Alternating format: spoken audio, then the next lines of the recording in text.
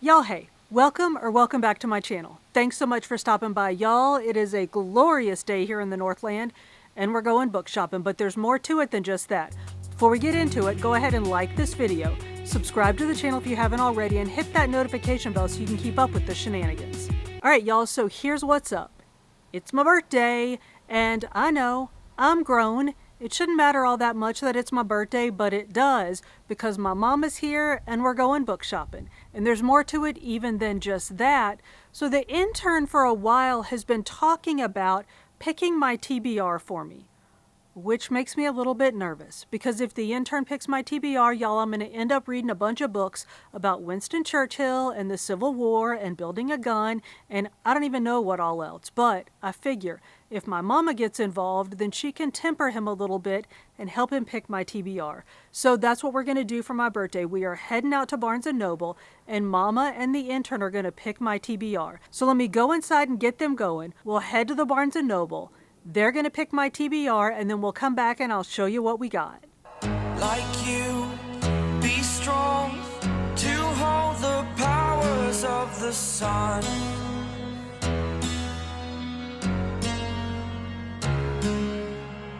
To dream, believe in strength. Now I'm the only one. Only one.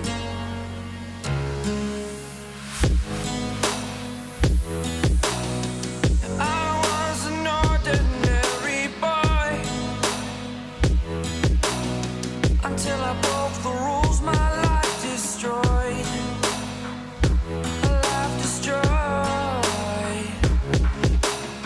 Until I walk awake, scream my mind, I shout, the ground shakes.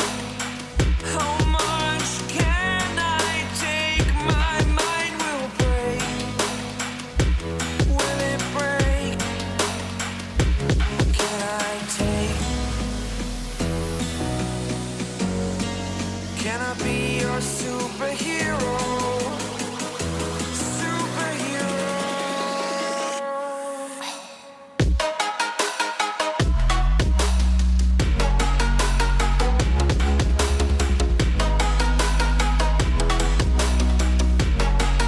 Can I be your superhero?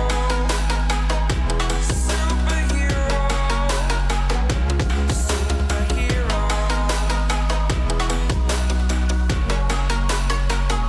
Superhero. All right, y'all, we are home from shopping.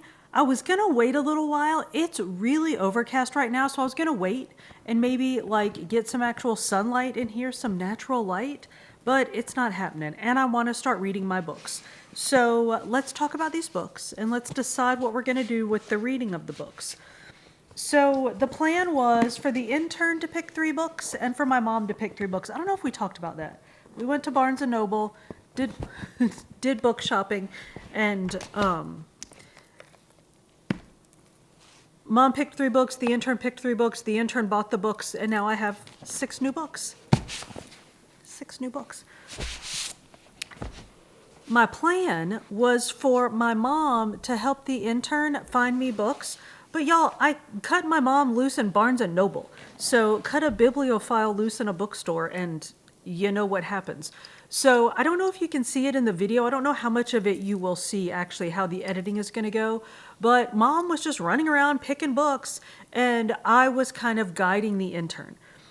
So let's start with who got which books. And then we'll talk about, I don't know, then we'll go from there. So the books that the intern picked, he started off in the front of the store in the new releases.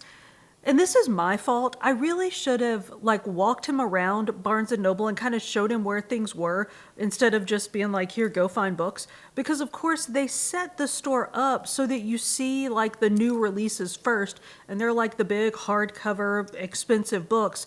So that's what you see first and that's what people tend to buy. So that's where the intern ended up. After watching him wander about up there for a while, I actually went and grabbed him and sort of guided him back to the romance section, which is where I would have preferred the books come from, and we sort of went from there. But the first book that he picked was this book by Isabel Cañas called Vampires of El Norte. I know nothing at all about Isabel Cañas or the Vampires of El Norte. I know nothing about any of this except that I believe it's a period piece set in maybe the 1600s, and it's about vampires and caballeros battling on the Mexican-U.S. border. Seriously, y'all? It's like a cowboy or a vampire western, and I am all about it. Oh, look, I didn't even notice this. We have a yickety page. Y'all see that? There's a yickety page in my book. It's like not printed right or cut right or something. Anyway, so this, I believe, is going to be a winner. So he picked this just straight up on his own. I had no influence over it, nothing. He just picked this from the front of the store. So that was book number 1 for the intern. Well, then he wandered about and started making me nervous. So then I decided to go and help him with his pickings. So that was when I grabbed him and guided him to the back of the store.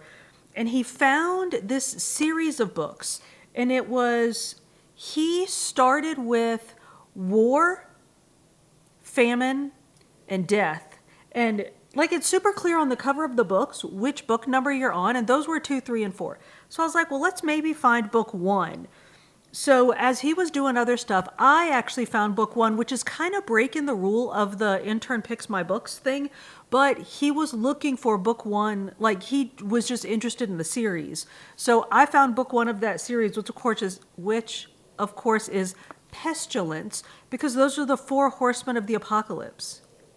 Y'all, it's a book or a series of books titled after the 4 horsemen of the apocalypse. So we got Pestilence.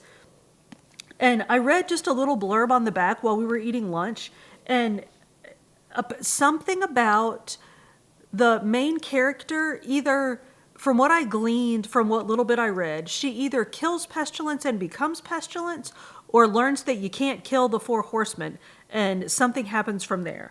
I don't really know which, and I asked the intern why he was interested in these books, because one, y'all, it's the 4 horsemen of the apocalypse, and he's not really into writings and theory and all that about eschatology, like the eschaton and all that. So the end time. So I was like, well, what attracted you to these books? It's just, it was just strange to me that he would pick something. He's not a big biblical literature kind of guy. Now, y'all, I don't think that a set of romance books about the 4 horsemen is biblical literature, but you know what I mean? He's just not interested in, come on, Daisy. She's just sitting there staring at me, I think waiting to see how much I will move to try to accommodate her. No, you cannot sit there. Go lay down. And so I was trying to figure out why he was interested in the 4 horsemen of the apocalypse books. He said, oh, I liked the covers. So we got Pestilence. So those are his first 2. Oh, and then he picked this book, Text Appeal. So we got Vampire Caballeros, Pestilence, 4 Horsemen of the Apocalypse, and then Text Appeal. So this is something about, she does some kind, now, y'all, this has got to be a rom-com, but I think it's something about her doing text-based, naughty work. I don't know. But so those are the intern's books. And I think he picked this just purely because it's about texting and it's a cute cover rom-com. And he was done. By that point, he was just pick you a book and let's get out of here. So those were the intern's choices. And then Mom picked, let me say this. The intern is not currently a big reader. He has to read a bunch of stuff for work. He works for a healthcare company, so there's a lot of stuff for work that he has to read, and he does IT and computer stuff for the company. So there's all kinds of stuff he has to read for that. So he's not reading novels right now. He doesn't read a lot of fiction right now. He used to read a lot, but he just doesn't now. My mom is an avid reader. She reads all kinds of stuff. She reads everything all the time. We're in a book group together. We talk about books all the time. So much of her choosing books for me was her coming up with a book and me either saying I've already read it or I already own it. So she picked The Goldfinch, which I don't know a whole lot about this. I think, first of all, I know everybody's already read it. It's critically acclaimed. Everybody loves it. I think it's very sad. I think that's why I haven't read it. And I think it's about a boy who loses his mom tragically, and then like his struggles with that. That's literally all I know about it, because I think I didn't even want to know about it because it just seems so sad. And I almost said, I don't want to read that book, but that was definitely flying directly in the face of what we were doing. So my mama says, read this book, so I'm going to read this book. So The Goldfinch, I think this was actually the first one that she came up with. And then she came up with literally 5 or 6 books that I either had already read or that I owned but haven't read yet. So there's that.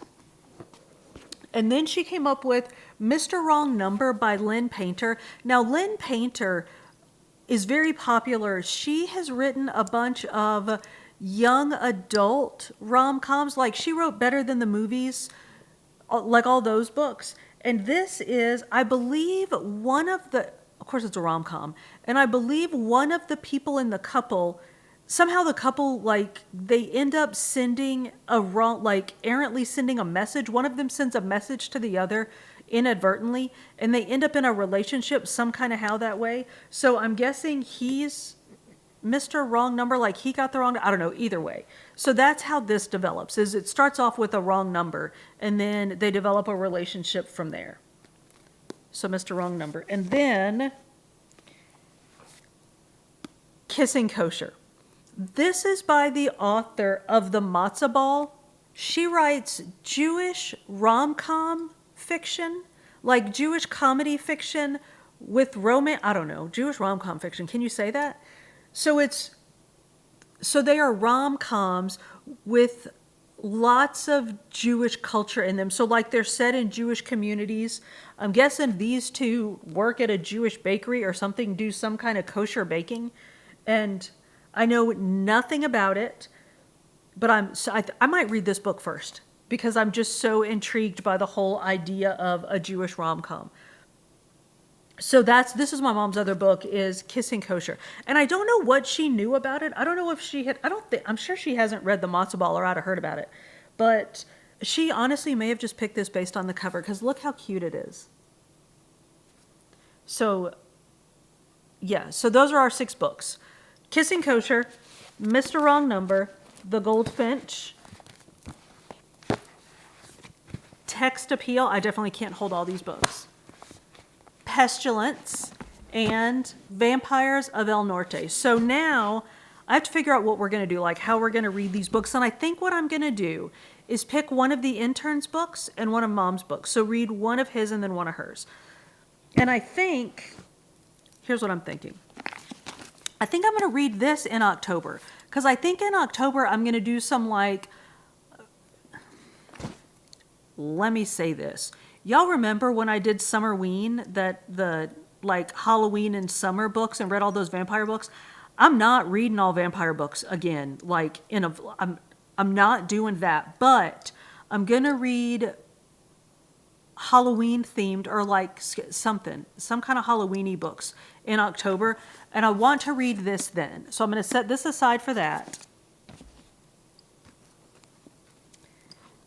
So I think I will start with Pestilence, partially because it's definitely one that I would not have picked up on my own. Like this I might at some point have grabbed, especially like if this came up on Kindle Unlimited or something.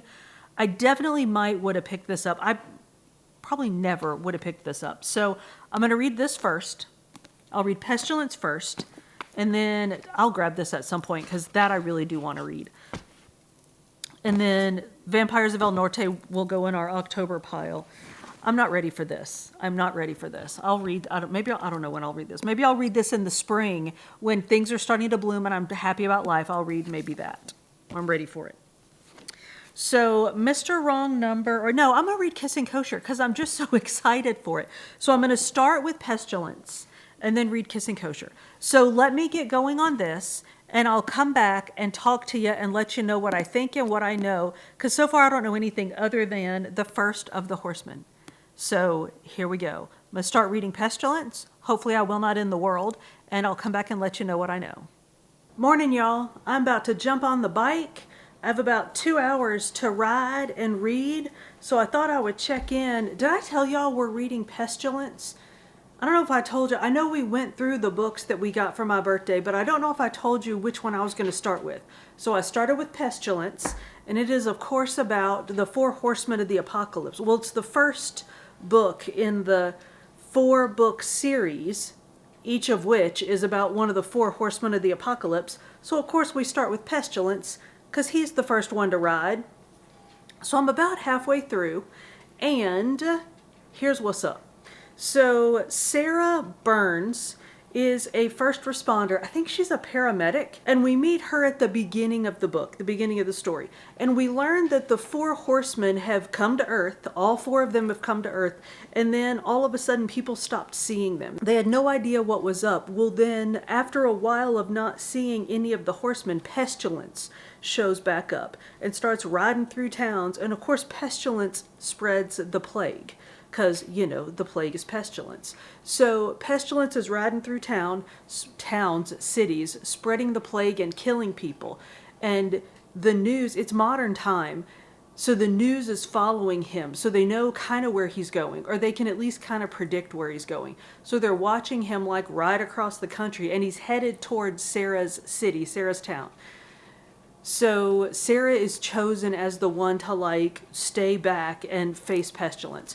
So she kills him, or she thinks she kills him, because you can't kill one of the 4 horsemen of the apocalypse. Hello. So she kills Pestilence, and Pestilence doesn't die. So Pestilence ends up taking her. Yeah, I think we did talk about this, because I didn't know if he killed her and she became Pestilence. No, I didn't know if she killed him and then she became Pestilence, which is not what happens. And this, y'all, this is like the very beginning. This is like the premise of the whole book. So I'm not really giving anything away.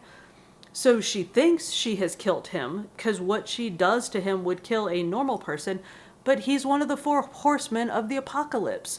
So she goes to bed, wakes up to Pestilence standing over her. He ends up taking her prisoner, and she has to ride with Pestilence. So she ends up riding with him as he's spreading the plague.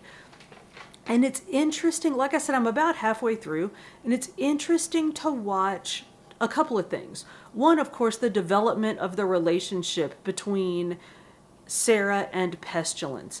And like at one point, she asks him if he has a different name, because she has trouble thinking of him. Like she's developing this feeling, I don't know.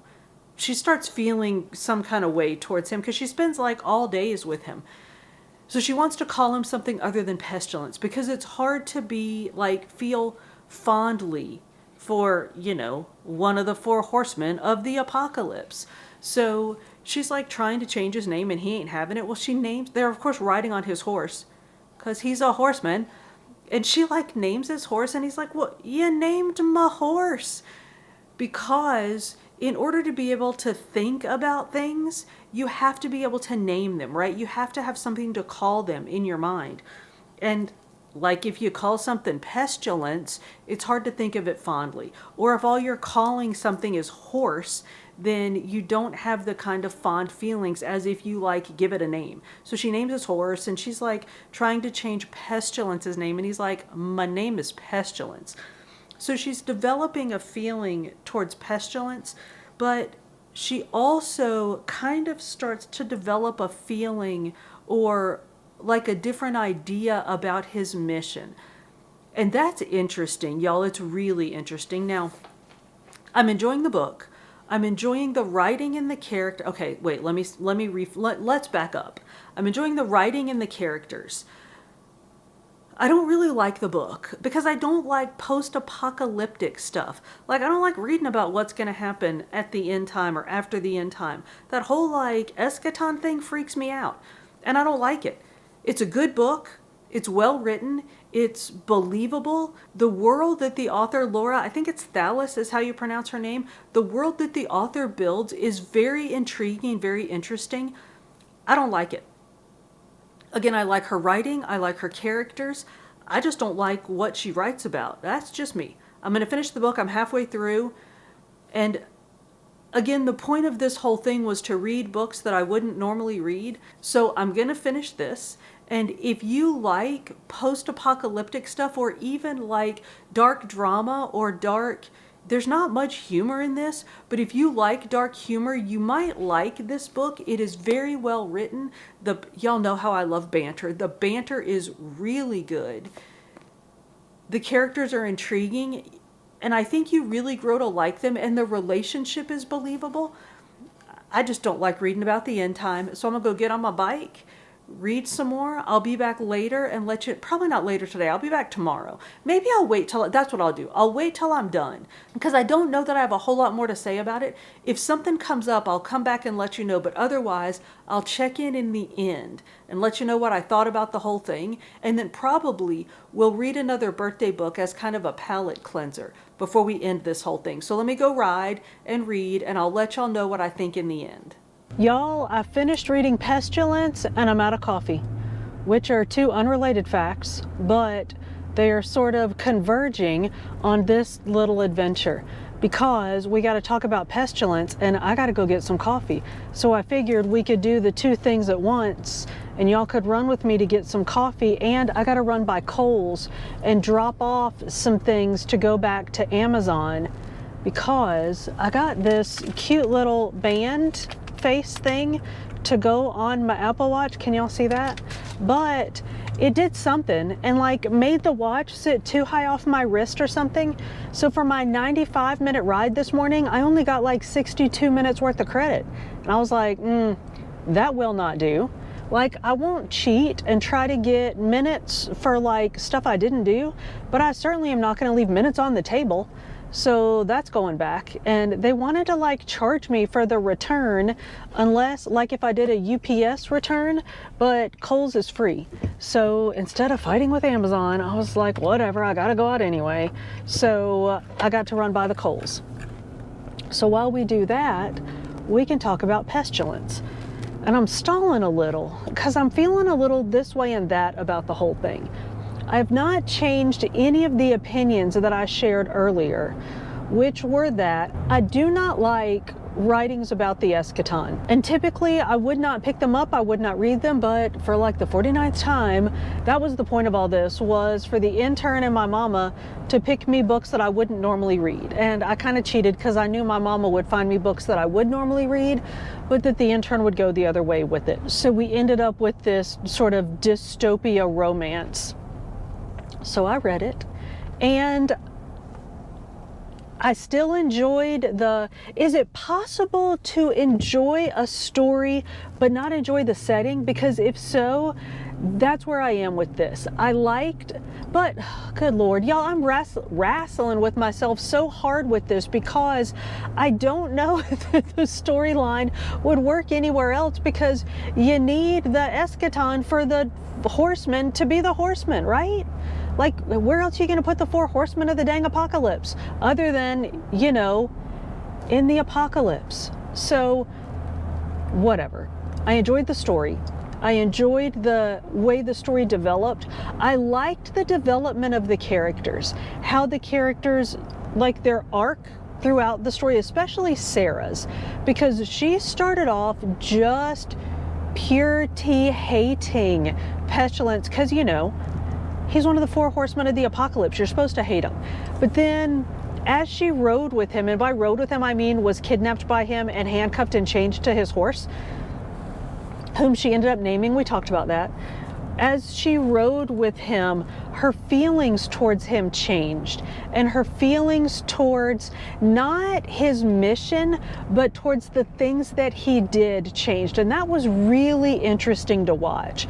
So that made the story in the book interesting to me, watching the development of her character. And I don't think we talked at all about how Pestilence was a hottie McHottie. So the cover of the physical book, which I don't have with me because I'm driving in the car not reading books, but the cover of the physical book didn't have Pestilence on it, but I had the Kindle book as well, which I didn't even mention.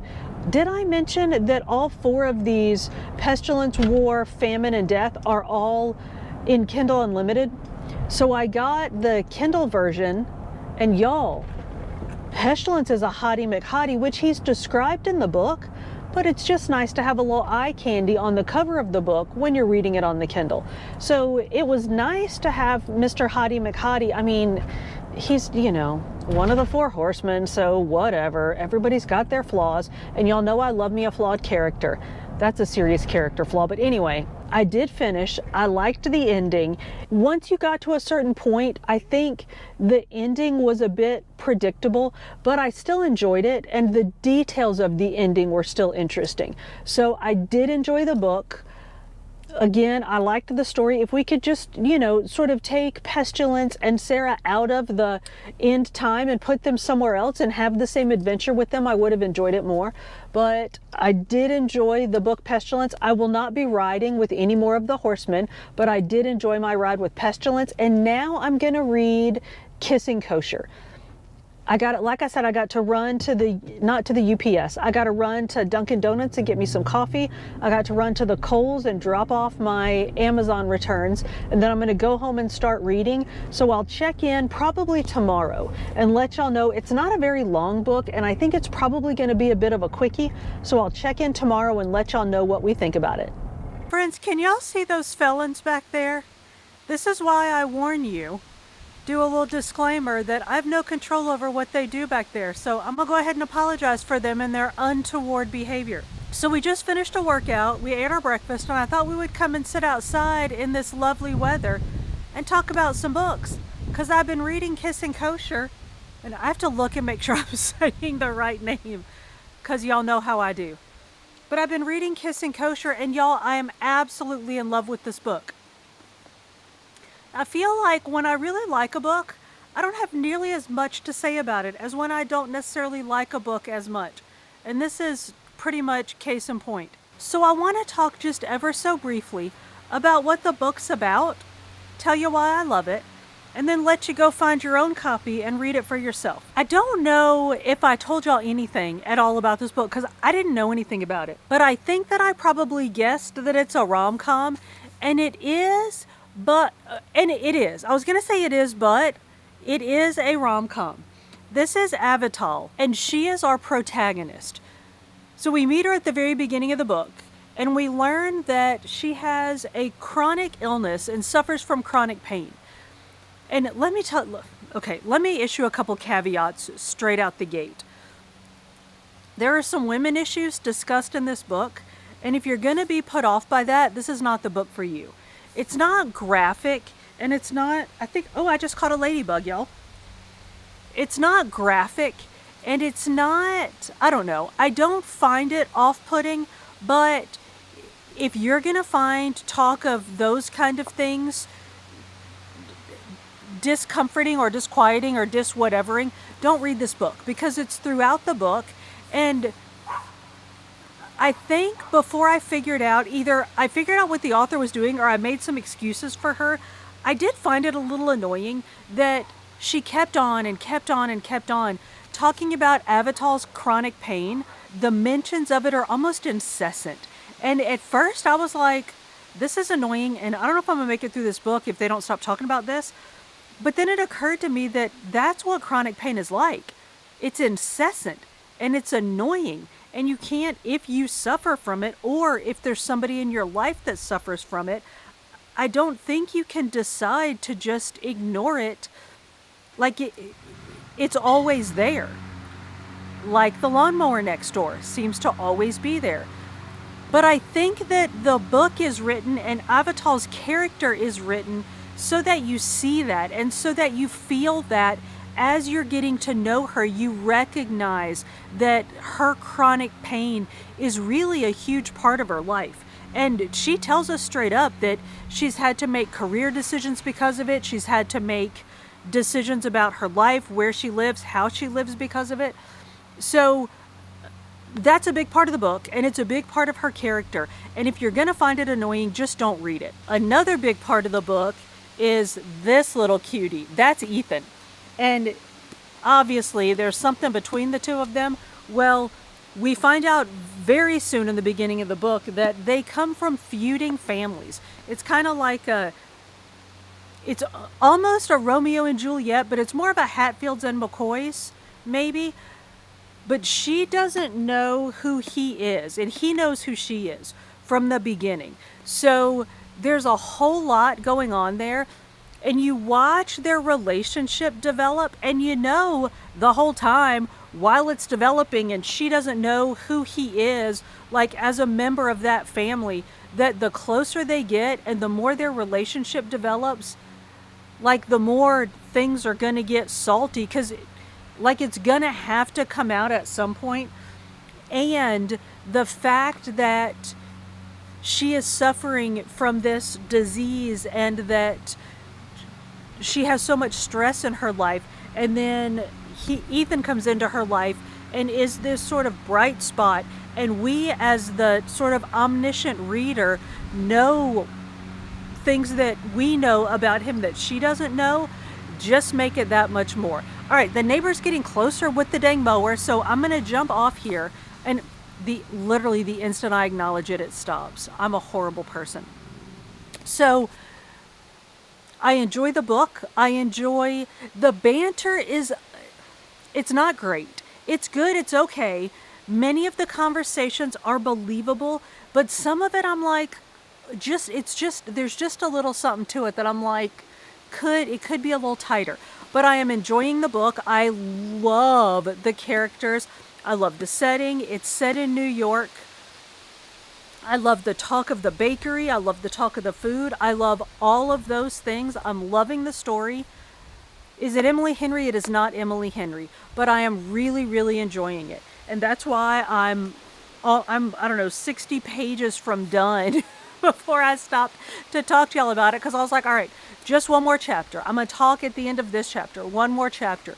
So we're almost done, and now I'm finally coming to tell y'all how much I love it. So let me finish it and, get cleaned up, because I just spent a couple hours riding my bike. So I'm going to read, I'm going to clean up, I'm going to do some things, and then I'll come back and give y'all sort of my overview of what I think about Kissing Kosher. So y'all sit tight and I'll be back.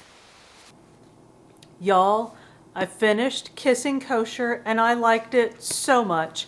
I thought of one more thing I didn't tell you, and it is that, and it's no big deal, but I forgot to mention that Avi has some progressive tendencies to her. And remember how, yes, we're going back there, in Tomorrow and Tomorrow and Tomorrow, I said I felt like the author was like hitting us over the head with those and just kind of like jamming them in just to sort of virtue signal. Well, this book does it really well. Jean Meltzer, who is the author, makes it a part of Avi's character all the way through. So, I mean, she's not out like protesting things and setting stuff on fire, but she does give us ideas throughout the book of her progressive beliefs. And it's really interesting because, like we talked about, obviously it's called Kissing Kosher. She's Jewish, comes from a Jewish family, and I think Judaism tends to be a lot more traditional. So things about her that are more progressive, where in a less traditional family or a less traditional setting, they wouldn't seem as glaring or as, I don't know, overt as they do in this setting. So it's really interesting to see the progressiveness of her character and her personality. And like I said, I think it's done really well, and it's done throughout the book, and it's very natural. And if you're not looking for it, you might not even see it. I noticed it at one point. So then once I saw it, it sort of started jumping out at me, but it's not overdone. It's just, I don't know why I'm still holding this. It's just done very well. And I feel like everything in this book is done really well. Like I said, the banter's not all that great, but I still loved it. So Kissing Kosher gets thumbs up. Pestilence gets thumbs up, but, you know, let's not end the world. So y'all, that's it. This video has gone entirely too long. I'm hungry. I'm gonna make some dinner. It's Taco Tuesday, which means the intern is out with the boys. So the furry felons and I have the house to ourselves. So we're gonna get some dinner, sit on the couch, and find a new book to read. So y'all, thank you so much for hanging out with me. If you made it this far, we're most definitely friends. So go ahead and like this video, subscribe to the channel if you haven't already, and hit that notification bell so you can keep up with the shenanigans. I upload food and fitness videos at the beginning of every week with some book videos sprinkled in between. See you on the next one.